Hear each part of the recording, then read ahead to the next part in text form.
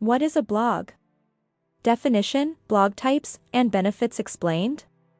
Many individuals are looking for methods to broaden their profile online and maybe create more revenue.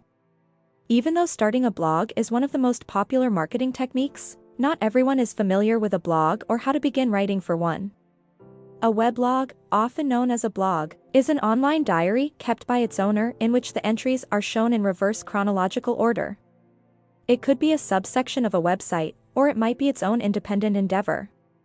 Around 1994, the first blogs appeared online, and initially, users used them mostly to communicate details about their personal life, such as their experiences and hobbies. Blogs have evolved to the point that they are now a crucial component of an internet marketing plan for corporations, and one of the most lucrative job options available to people. The blog interface has seen substantial development since its inception. Bloggers now can include a variety of widgets and plugins into their platforms. These may consist of a feed from social media, a contact form, or an author biography. What is blogging?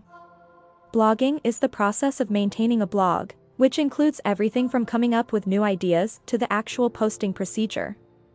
It comprises the required duties that individuals need to do to operate a blog, such as producing a blog post, advertising it, and applying various tactics for link building.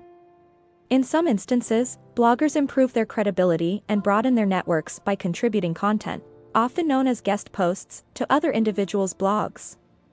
Who is a blogger exactly? The blog owner or the person responsible for its upkeep and operation is a blogger. Bloggers also cultivate connections with their readers and other bloggers by promoting online dialogues in the comment area of their posts. What exactly is the function of a blog? When they were originally introduced to the World Wide Web, blogs were primarily intended for personal usage, such as exchanging personal narratives, hobbies, and opinions. For instance, on his own website, David Weiner, the creator of one of the blogs that have been around the longest, Scripting News, writes writings on software development, technological trends, and everyday living. Although blogs continue to serve the same purpose, they now provide a wider variety of post types. While most blogs continue to function as online diaries, some people have begun blogging to educate others about a particular topic or establish a credible online presence for themselves. On her food site, Natasha's Kitchen, for example, Natasha Kravchuk distributes recipes and provides lessons on how to use particular kitchen items. Her website serves as a valuable resource for recipes, and it has both seasonal and vegetarian alternatives. As was indicated before, blogging has also emerged as a viable employment option, particularly during the epidemic. In point of fact, more than half of all blogs saw a rise in traffic, and around 1/3 of all blogs had an increase in income during this period. Blogs are used by various organizations and companies as part of their content marketing strategy to promote brand recognition and increase conversions.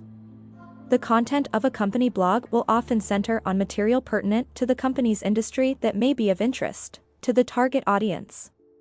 In most cases, the blog is administered by a group of authors rather than having a single administrator. Have a peek at the company blog maintained by Evernote.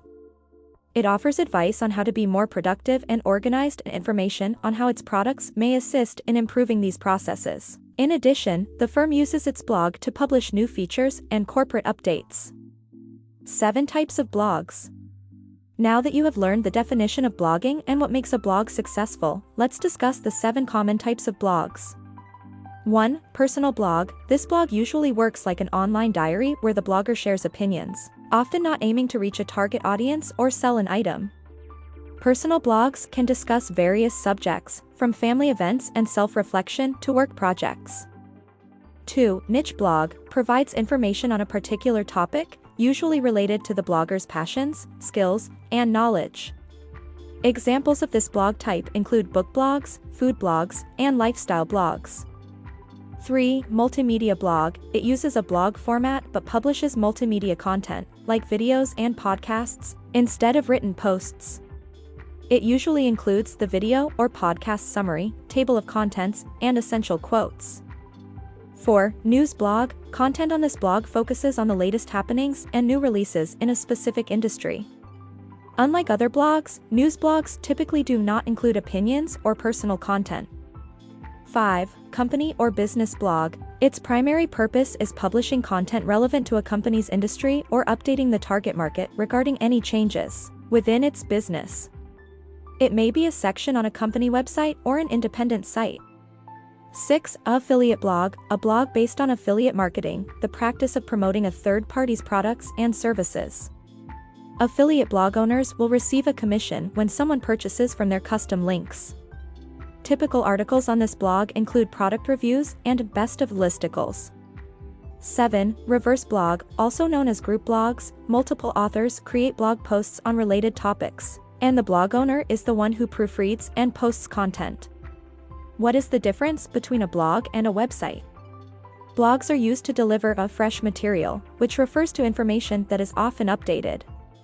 On the other hand, traditional websites provide information that is unchanging about a certain person, organization, or topic.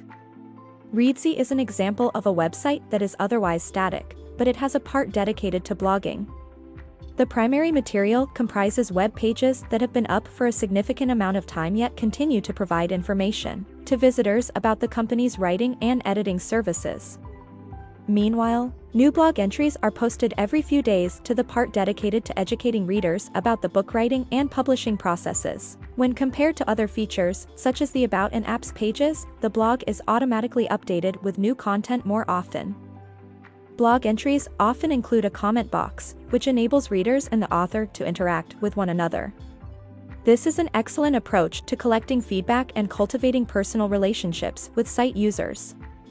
On the other hand, a comment area is unusual for a standard website since it does not often promote audience participation.